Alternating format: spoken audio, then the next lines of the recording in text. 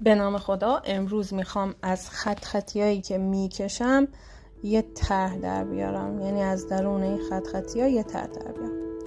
خب اول خطی میکنیم، بعد یک شمای کلی از خطی ها که شبیه یک شکل واقعیه تو ذهنمون در نظر میگیریم. بعد اون خطایی که تو ذهنمون در نظر گرفتیم رو پررنگ میکنیم، مثل همین کاری که من کردم. خب تقریبا تا الان شبیه بنجامین فرانکلین و نیوتن شد. همینجوری ادامه میدیم نقاشی کشیدن رو تا تموم بشه. اسمش هم دیگه من انتخاب کردم، ایزاک نیوتنه.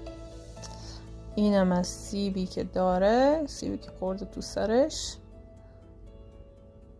و اینم حالا یه سایه عادی و تمام.